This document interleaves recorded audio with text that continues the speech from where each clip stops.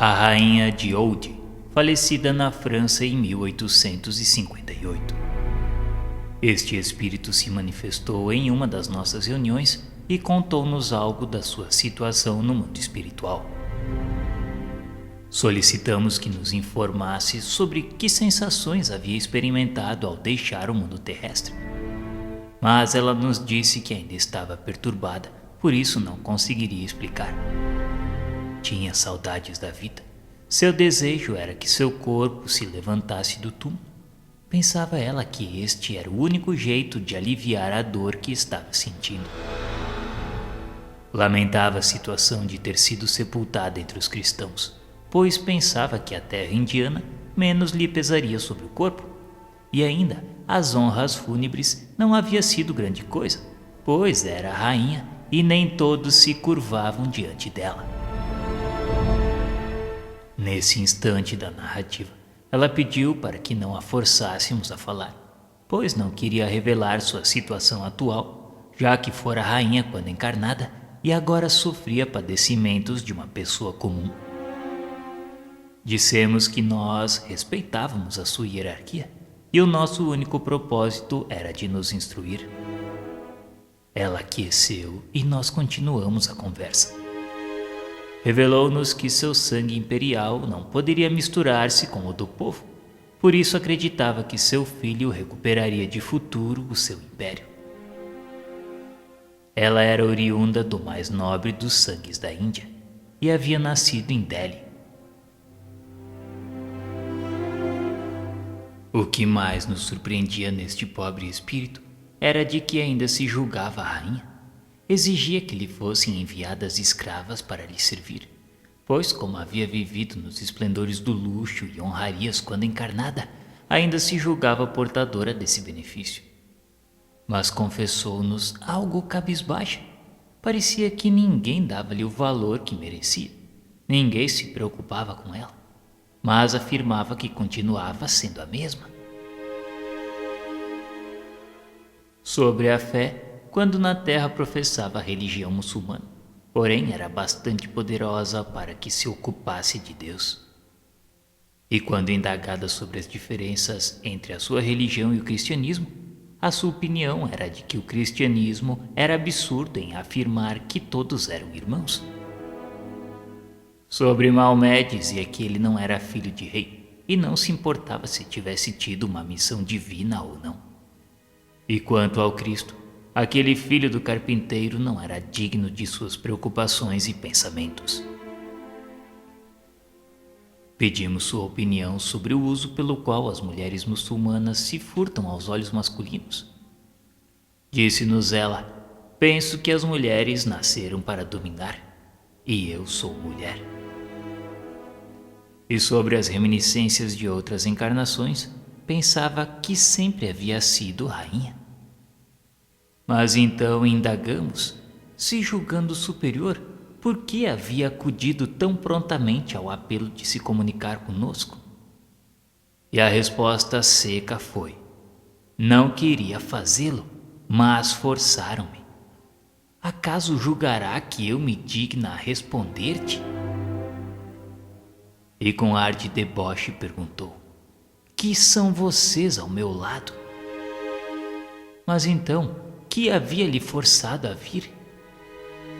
Ela não sabia, posto que não devia existir ninguém mais poderosa do que ela.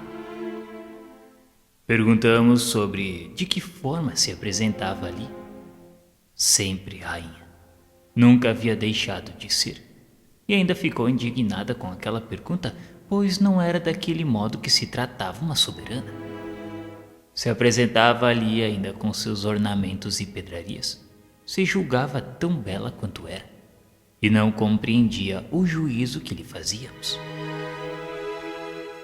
E finalizou aquela comunicação afirmando de que, se pudesse, evitaria aquela reunião conosco, pois tratávamos como uma pessoa comum, sem maiores cortesias. Ela achava que merecia mais, muito mais do que só isso.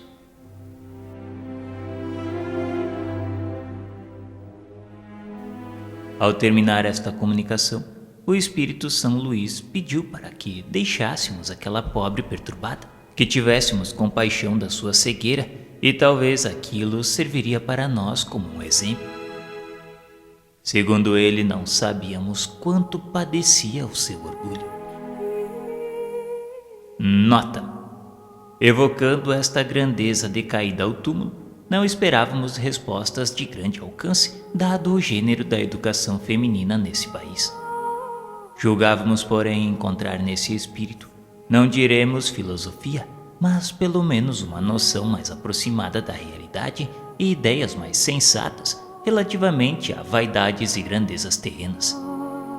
Mas, longe disso, vimos que o espírito conservava todos os preconceitos terrestres na plenitude da sua força, que o orgulho nada perdeu das suas ilusões, que lutava contra a própria fraqueza e, finalmente, que muito devia sofrer pela sua impotência.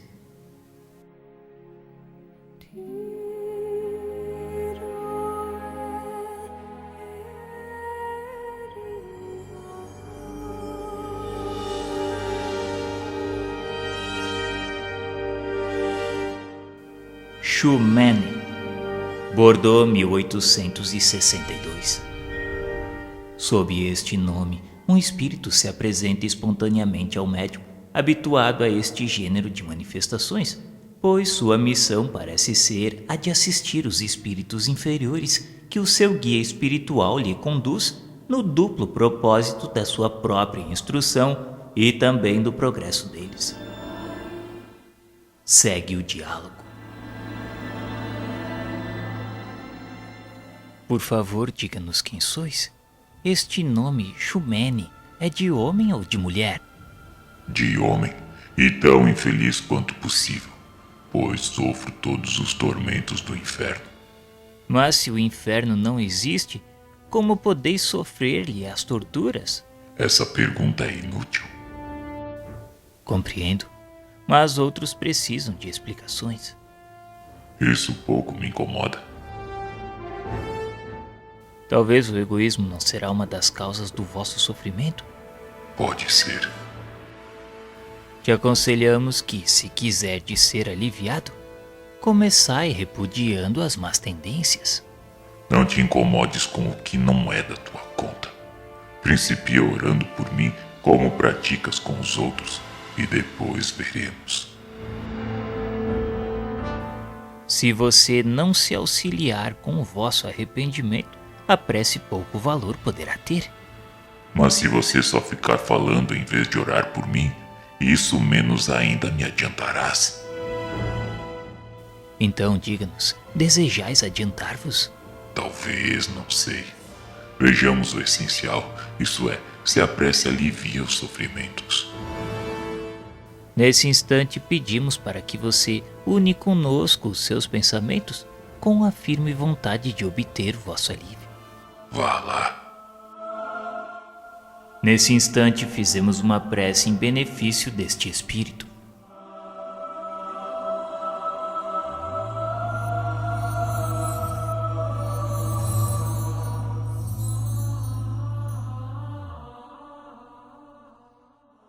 E agora, depois da prece, você está satisfeito?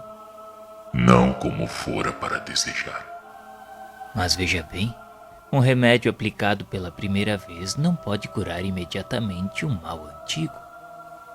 É possível. Você gostaria de voltar futuramente para se comunicar conosco? Se me chamares, eu voltarei.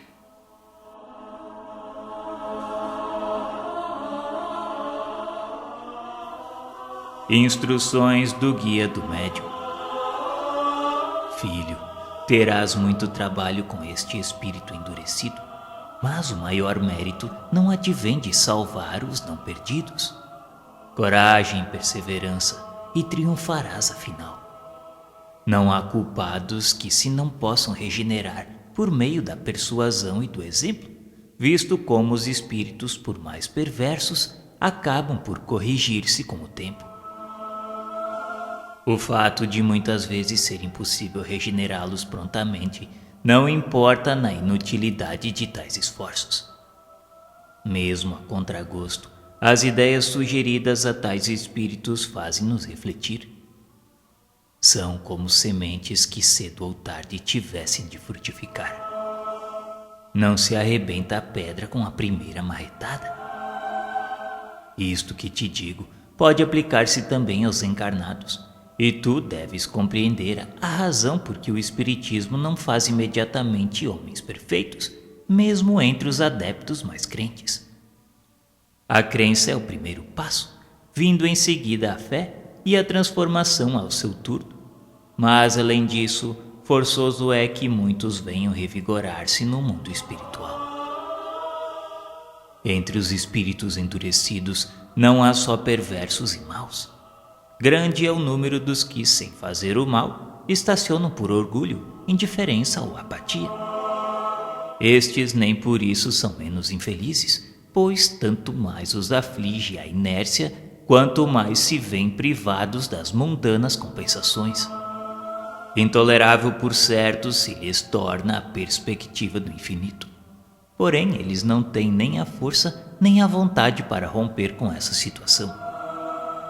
Referimo-nos a esses indivíduos que levam uma existência ociosa, inútil a si como ao próximo, acabando muita vez no suicídio sem motivos sérios, por simplesmente se aborrecer com a sua própria vida. Em regra, tais espíritos são menos passíveis de imediata regeneração do que os positivamente maus, visto como estes ao menos dispõem de energia e, uma vez doutrinados, voltam-se ao bem com o mesmo ardor que lhes inspirava o mal. Aos outros, muitas encarnações se fazem precisas para que progridam, e isto pouco a pouco, domados pelo tédio, procurando para se distraírem qualquer ocupação que mais tarde venha transformar-se em necessidade.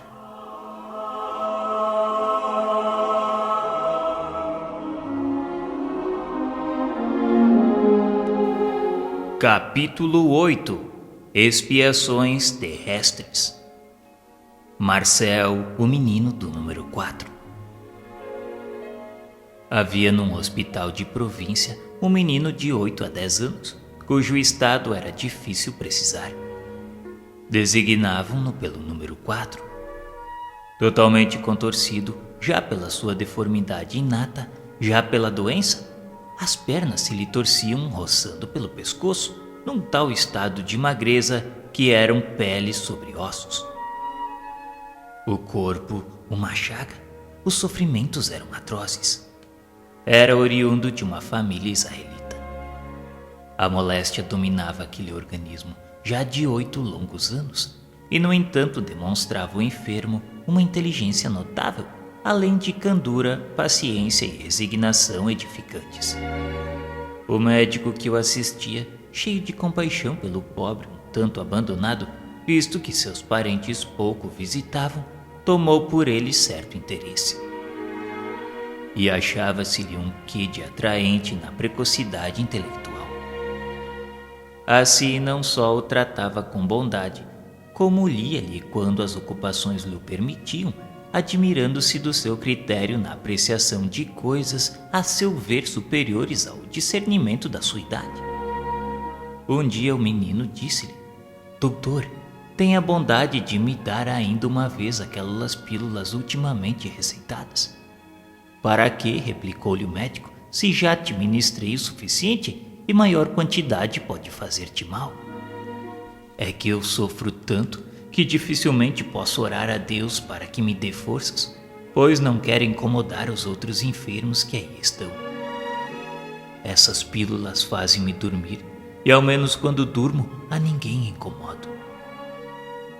Aqui está quanto basta para demonstrar a grandeza dessa alma encerrada num corpo informe.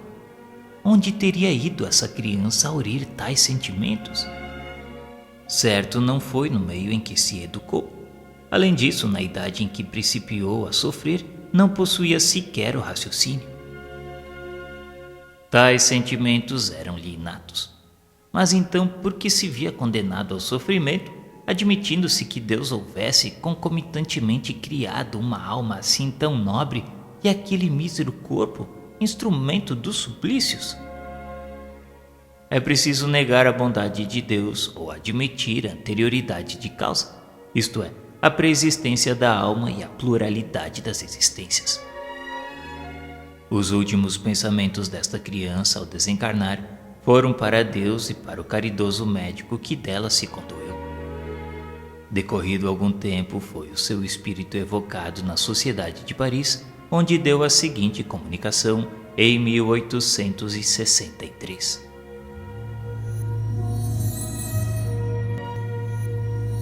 A vosso chamado vim fazer que a minha voz se estenda para além deste círculo, tocando todos os corações. Oxalá seu eco se faça ouvir na solidão, lembrando-lhes que as agonias da terra têm por premissas as alegrias do céu, que o martírio não é mais do que a casca de um fruto deleitável, dando coragem e resignação. Essa voz lhes dirá que sobre o catre da miséria estão os enviados do Senhor, cuja missão consiste na exemplificação de que não há dor insuperável, desde que tenhamos o auxílio do Onipotente e dos seus bons espíritos. Essa voz lhes fará ouvir lamentações de mistura com preces, para que lhes compreendam a harmonia piedosa, bem diferente da de coros de lamentações mescladas com blasfêmias. Um dos vossos bons espíritos, grande apóstolo do Espiritismo, cedeu-me o seu lugar para esta noite. Foi o Santo Agostinho, pelo médium com o qual habitualmente se comunica na sociedade. Por minha vez, também me compete dizer algo sobre o progresso da vossa doutrina, que deve auxiliar em sua missão os que entre vós encarnam para aprender a sofrer. O Espiritismo será a pedra de toque. Os padecentes terão o exemplo e a palavra. E então as imprecações se transformarão em gritos de alegria e lágrimas de contentamento. Os meus sofrimentos não eram uma expiação direta, mas asseguro-vos que todo sofrimento tem uma causa justa. Aquele a quem conhecestes tão mísero foi belo, grande, rico e adulado. Eu tivera turiferários e cortesãos, fora fútil e orgulhoso. Anteriormente fui bem culpado. Reneguei Deus, prejudiquei meu semelhante, mas espiei cruelmente, primeiramente no mundo espiritual e depois aqui na terra. Os meus sofrimentos de alguns anos apenas nesta última encarnação, suportei-os eu anteriormente por toda uma existência que raiou pela extrema velhice. Por meu arrependimento reconquistei a graça do Senhor, o qual me confiou muitas missões, inclusive a última que bem conheceis. E fui eu quem a solicitou para terminar a minha depuração. Adeus, meus amigos. Tornarei algumas vezes.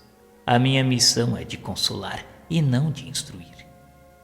Há, porém, aqui muitas pessoas cujas feridas jazem ocultas, e essas terão prazer com a minha presença. Meu nome foi Marcel.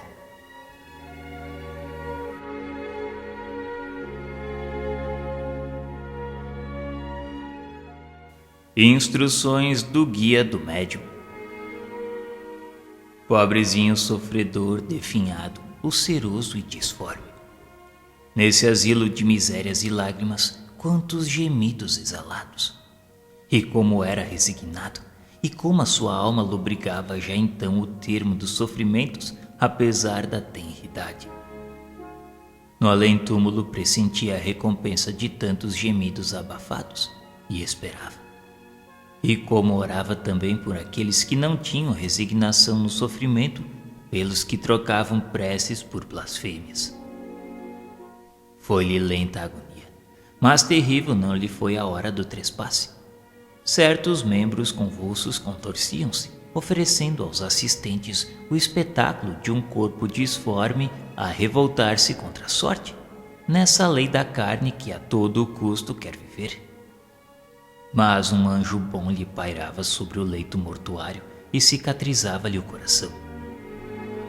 Depois esse anjo arrebatou nas asas brancas essa alma tão bela a escapar-se de tão horripilante corpo. E foram estas as palavras pronunciadas: Glória a vós, Senhor meu Deus.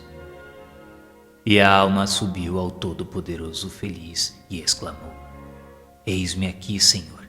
Deste-me por missão exemplificar o sofrimento. Terei suportado dignamente a provação? Hoje o espírito da pobre criança avulta paira no espaço, vai do fraco ao humilde e a todos diz: esperança e coragem. Livre de todas as impurezas da matéria, ele aí está junto de vós a falar-vos, a dizer-vos, não mais com essa voz fraca e lastimosa, porém agora com a voz mais firme. Todos os que me observaram que a criança não murmurava, auriram nesse exemplo a calma para os seus males e seus corações se tonificaram na suave confiança em Deus, que outro não era o fim da minha curta passagem pela terra.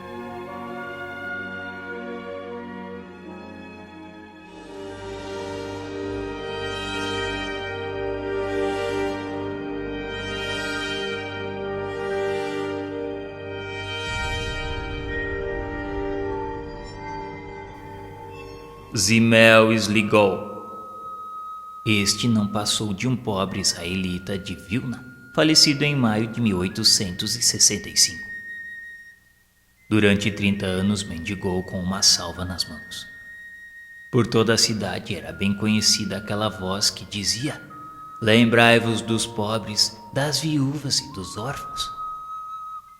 Por essa longa peregrinação, Sligol havia juntado 90.000 rublos, não guardando porém para si um só copeque. Aliviava e curava os enfermos, pagava o ensino de crianças pobres, distribuía aos necessitados a comida que lhe davam. À noite ele destinava ao preparo do rapé, que vendia a fim de prover as suas necessidades, e o que lhe sobrava era dos pobres. Foi só no mundo. E, no entanto, o seu enterro teve o acompanhamento de grande parte da população de Vilna, cujos armazéns cerraram as portas.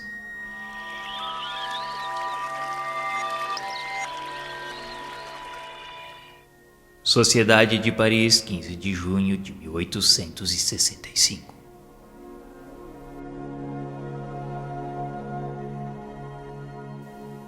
Excessivamente feliz, chegado enfim à plenitude do que mais ambicionava, e bem caro paguei. Aqui estou entre vós desde o cair da noite.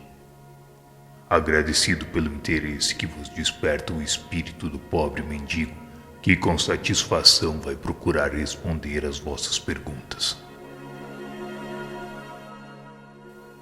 Uma carta de Vilna nos deu conhecimento das particularidades mais notáveis da vossa existência, e da simpatia que tais particularidades nos inspiram, nasceu o nosso desejo de se comunicar convosco.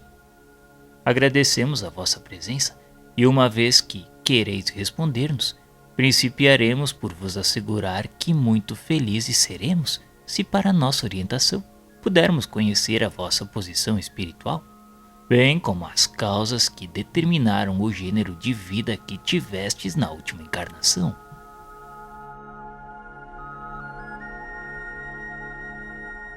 Em primeiro lugar, concedei ao meu espírito cônscio da sua verdadeira posição o favor de vos transmitir a sua opinião com respeito a um pensamento que vos ocorreu quanto à minha personalidade.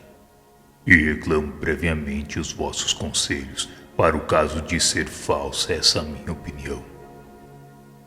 Parece-vos singular que as manifestações públicas tomassem tanto vulto para homenagear a memória do homem insignificante que soube por seu espírito caridoso atrair tal simpatia. Não me refiro a vós, caro mestre, nem a ti, prezado médium, nem a vós outros verdadeiros e sinceros espíritas. Falo sim para as pessoas indiferentes à crença, pois nisso nada houve de extraordinário. A pressão moral exercida pela prática do bem sobre a humanidade é tal que, por mais materializada que esta seja, inclina-se sempre, venera o bem, a despeito da sua tendência para o mal. Agora, as perguntas que da vossa parte não são ditadas pela curiosidade, mas simplesmente formuladas no intuito de ampliar o ensino. Visto que disponho de liberdade, vou, portanto, dizer-vos o mais laconicamente possível quais as causas determinantes da minha última existência.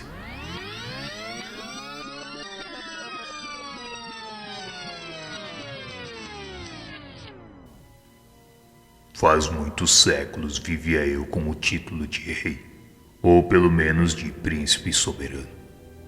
Dentro da esfera do meu poder relativamente limitado, em confronto com os atuais estados, era eu, no entanto, absoluto senhor dos meus vassalos, como dos seus destinos, e governava-os tiranicamente, ou antes, digamos, o próprio termo, como algoz. Dotado de caráter impetuoso, violento, além de avaro e sensual. Podeis avaliar qual deveria ter sido a sorte dos pobres seres sujeitos ao meu domínio. Além de abusar do poder para oprimir o fraco, eu subordinava empregos, trabalhos e dores ao serviço das próprias paixões.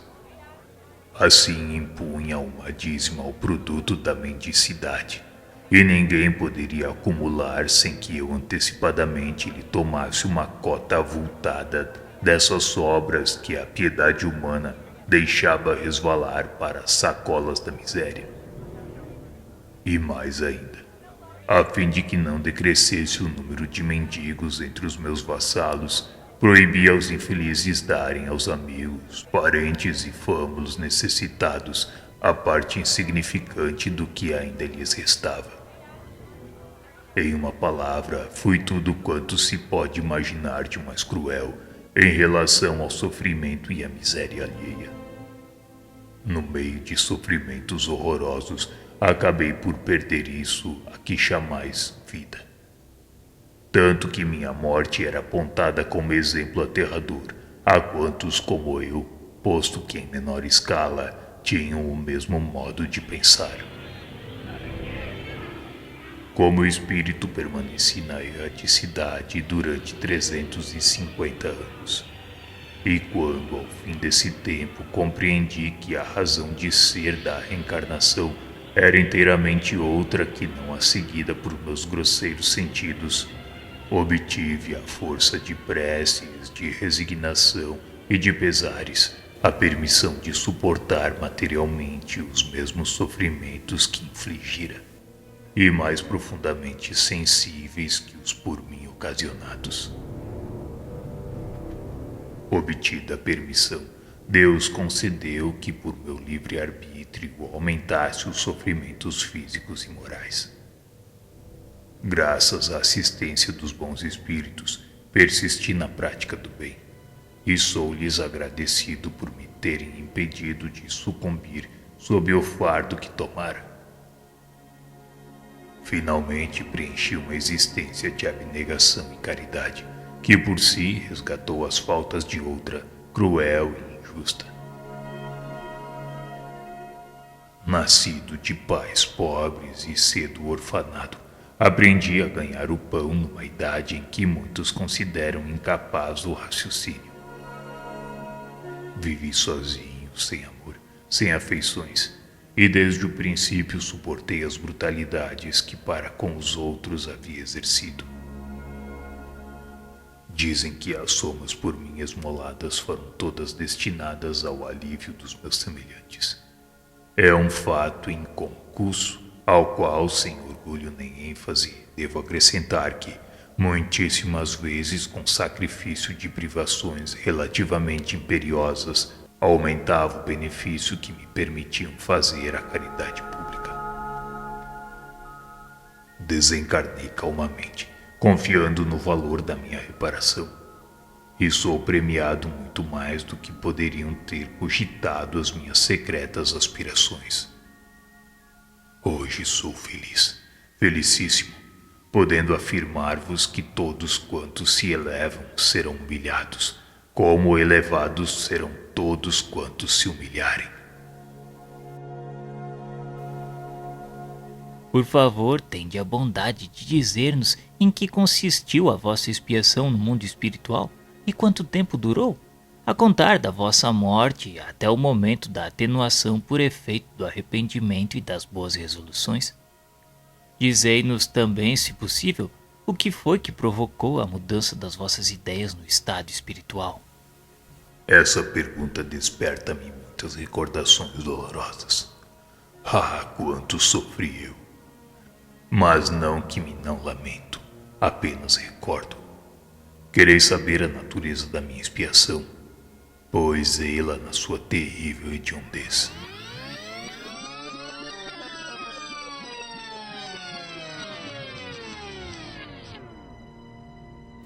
Carrasco que fui de todos os bons sentimentos, fiquei por longo tempo preso pelo perispírito ao corpo em decomposição. Até que esta se completasse, vi-me corroído pelos vermes, o que muito me torturava. E quando me vi liberto das peias que me prendiam a um instrumento do suplício, mais cruel suplício me esperava. Depois do sofrimento físico, o sofrimento moral muito mais longo. Fui colocado em presença de todas as minhas vítimas. Periodicamente constrangido por uma força superior, era eu levado a rever o quadro vivo dos meus crimes. E via física e moralmente todas as dores que a outro fizera sofrer. Ah, meus amigos, que terrível é a visão constante daqueles a quem fizemos mal. Entre vós tendes apenas um fraco exemplo no confronto do acusado com a vítima.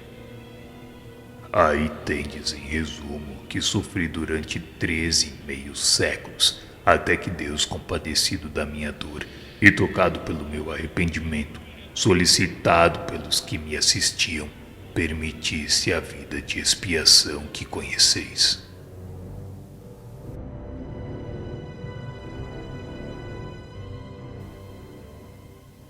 E algum motivo particular vos induziu à escolha da última existência subordinada à religião israelita? Não escolhi por mim só, mas ouvi o conselho dos meus guias. A religião de Israel era uma pequena humilhação, a mais na minha prova, visto como em certos países a maioria dos encarnados menosprezam os judeus, e principalmente os judeus mendicantes. Na terra, com que idade começastes a vossa obra de expiação?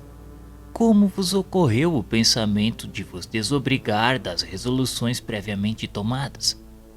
E ao exercerdes tão abnegadamente a caridade, teríeis a intuição das causas que a isso vos predispunham? Meus pais eram pobres, porém inteligentes e ávaros. Moço ainda eu fui privado da afeição e carinhos de minha mãe. A perda desta me causou tanto maior e fundo pesar, quanto meu pai, dominado pela avidez de ganhos, me abandonava por completo. Quanto aos meus irmãos, todos mais velhos do que eu, não pareciam aperceber-se das minhas mágoas. Foi um outro judeu quem, movido por sentimentos mais egoísticos do que caritativo, me recolheu em sua casa e me ensinou a trabalhar. O que isso lhe custara era largamente compensado pelo meu trabalho, aliás, excedente muitas vezes às minhas forças. Mais tarde, liberto desse jugo, trabalhei por minha conta.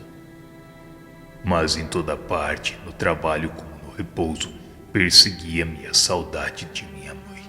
E à medida que avançava em anos, a lembrança desse ser mais fundamente se me gravava na memória, lamentando em demasia a perda do seu amor e do seu zelo. Não tardou fosse eu o único dos meus, pois a morte em breve, dentro de meses, ceifou-me toda a família. Então principiou a manifestar-se-me o modo pelo qual havia de passar o resto da vida.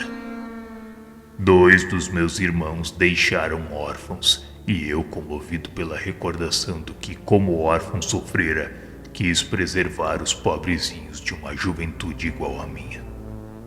Não produzindo o meu trabalho suficiente para sustentá-los a todos, comecei a pedir esmola, não para mim, mas para os outros. A Deus não aprazia visse eu o resultado, a consolação dos meus esforços, e assim foi que também os pobrezinhos me deixaram para sempre. Eu bem via o que lhes faltava. Era a mãe. Resolvi, pois, pedir para as viúvas infelizes que, sem poderem trabalhar para si e seus filhinhos, se impunham privações fatais que acabavam por matá-las, legando ao mundo pobres órfãos abandonados e votados aos tormentos que eu mesmo suportara. A esse tempo contava eu 30 anos, e nessa idade, saudável e vigoroso, viram-me pedir para a viúva e para o órfão. Penosos me foram os primeiros passos a suportar mais de um epíteto deprimente, quando, porém, se certificaram de que eu realmente distribuía pelos pobres o que recebia. Quando souberam que a essa distribuição ainda juntava as sobras do meu trabalho, então adquiri certo conceito que não deixava de me ser grato. Durante os 60 e alguns anos dessa peregrinação terrena, nunca deixei de atender à tarefa que me impusera. Também jamais a consciência me fez sentir que causas anteriores à existência fossem o móvel do meu proceder. Um dia somente, e antes de começar a pedir, ouvi estas palavras: Não façais a outrem o que não quiserdes que vos façam. Surpreendido pelos princípios gerais de moralidade contidos nessas poucas palavras, muitas vezes parecia-me ouvi-las acrescidas com estas outras. Mas fazei ao contrário o que quiserdes que vos façam. Tendo por auxiliares a lembrança de minha mãe e dos meus próprios sofrimentos, continuei a trilhar uma senda que a minha consciência dizia ser boa. E vou terminar esta longa comunicação dizendo: muito obrigado. Imperfeito ainda, sei contudo que o mal só acarreta o mal, e de novo, como já o fiz, dedicar-me-ei ao bem para alcançar a felicidade. Meu nome foi Zimel Smith Gall.